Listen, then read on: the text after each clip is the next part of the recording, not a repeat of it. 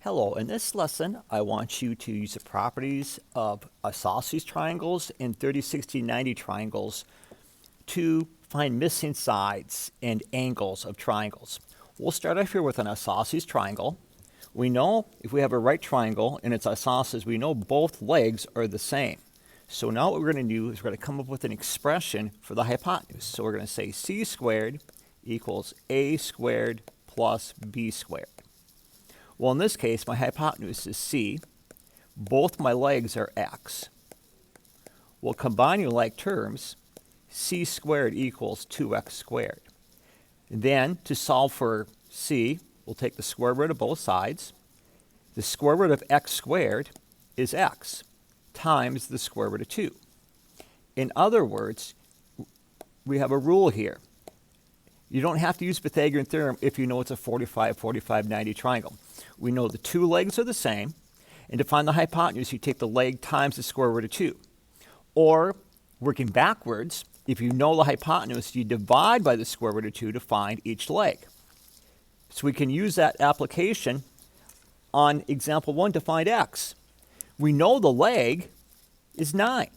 So to find the value of the hypotenuse, we take 9 times the square root of 2. So x equals 9 square roots of 2. And yes, if you want to, you can write that as a decimal. Let's do that here. So 9 times the square root of 2. 12.73 we'll say.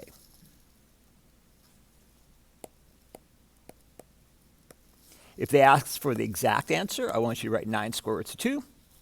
If they ask for the rounded answer, then you write 12.73. You'll have to do both on your test. Now, if you take a look at example 2, this one seems kind of confusing because we got a square root of 2, but that's a leg, isn't it? So what happens is we're going to take x, the hypotenuse, we're going to multiply the leg, which is 6 square roots of 2. I'm going to multiply that by the square root of 2 again. Well, the square root of 2 times the square root of 2 is the square root of 2 squared, which is just plain old 2. So in other words, we get an exact answer here, which is 12.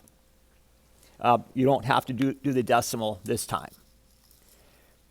On example 3, we know the hypotenuse this time. So in other words, we know x times the square root of 2, we know that does equal to 8.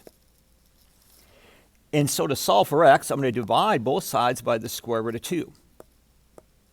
So x equals 8 divided by the square root of 2. But we can't have square roots in the denominator, remember, from Algebra 1. So we multiply numerator and denominator by the square root of 2. So I get 8 square roots of 2 over the square root of 2 squared. Well, the square root of 2 squared is 2. So I get 8 square roots of 2 over 2. 8 divided by 2 is 4 square roots of 2. You could recognize you know the hypotenuse, and you're going to solve for the legs, so you're going to divide by the square root of 2. Or you can set up the equation like I did here and say, hey, the hypotenuse is x times the square root of 2, so x square root of 2 equals 8, and then I solve that. And once again, I could find this as a decimal. If I take 4 times the square root of 2,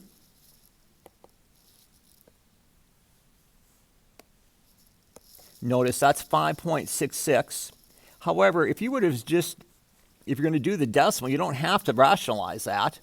If I would just take the square root of 8, and I would have divided, whoops, what was the problem here? Yeah, 8 divided by the square root of 2. Let me try that again. So if I take 8, and I divide that by the square root of 2, notice you get the same answer, 5.66. So if you're doing a decimal, you don't have to do all that rationalization. But if you're doing the exact answer, then I want you to write the exact answer.